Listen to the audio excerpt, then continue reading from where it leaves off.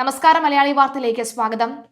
കർണാടകയിലെ ധാർവാഡിയിലുള്ള ഒരു അപ്പാർട്ട്മെന്റ് സമുച്ചയത്തിൽ ഡോക്ടർമാരും എഞ്ചിനീയർമാരും താമസിക്കുന്ന വളരെ സാധാരണമായിട്ടുള്ള ഒരു സൊസൈറ്റി എന്ന് വേണമെങ്കിൽ പറയാം.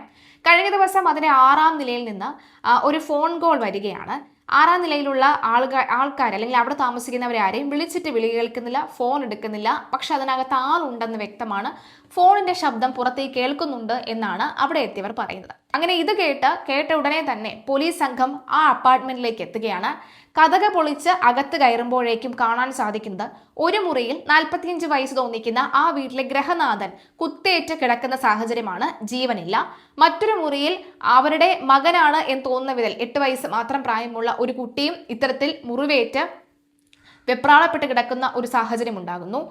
അതേ മുറിയിലെ കട്ടിലിൽ ഫോണിൽ റീല് കണ്ടുകൊണ്ട് കിടക്കുന്ന അവിടുത്തെ ഗൃഹനാഥയും കാണാൻ സാധിക്കുന്നുണ്ട്.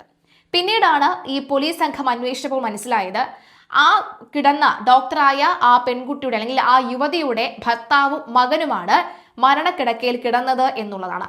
പുറത്തു നിന്നും ആരും അകത്തേക്ക് കടക്കാൻ സാധ്യതയില്ലാത്ത ഈ ഒരു ഫ്ളാറ്റിലേക്ക് ഇവർ തന്നെയാണ് അനസ്തേഷ്യ കുത്തിവെച്ച് ആ ഡോക്ടറിനെ 45 വയസ്സുകാരനെ ഡോക്ടറിനെ മയക്കിയതിനു ശേഷം കുത്തി പരിക്കേൽപ്പിച്ചതെന്നും ആ മകനെയും ഇവർ തന്നെയാണ് പരിക്കേൽപ്പിച്ചതെന്നും നിലവിൽ ഒരു വാർത്ത അല്ലെങ്കിൽ വിവരം ഇപ്പോൾ പോലീസിന് ലഭിച്ചിട്ടുണ്ട്. എന്തായാലും 45-കാരനായ ഡോക്ടർ കിരൺ ആണ് മരണപ്പെട്ടത്. അദ്ദേഹത്തിന് കഴുത്തിൽ ആഴത്തിലുള്ള മുറിവ് പറ്റിയിട്ടുണ്ട്. രക്തം വാർന്നാണ് മരണം സംഭവിച്ചത് എന്ന് വ്യക്തമാകുന്നു.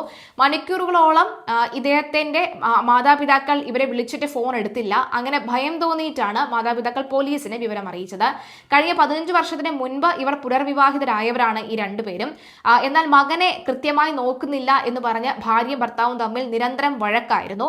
3 മാസമായി ഈ യുവാവിന്റെ അമ്മയും അച്ഛനും ഇതേ അപ്പാർട്ട്മെന്റിൽ തന്നെ ഇവരുടെ ഒപ്പം ഉണ്ടായിരുന്നു. എന്നാൽ കഴിഞ്ഞ 2 ദിവസം മുൻപ് ഇവരെ രണ്ടുപേരും ഈ ഫ്ളാറ്റിൽ നിന്നും ഈ യുവതി ഇറക്കി വിടുന്ന സാഹചര്യം ഉണ്ടായിരുന്നു.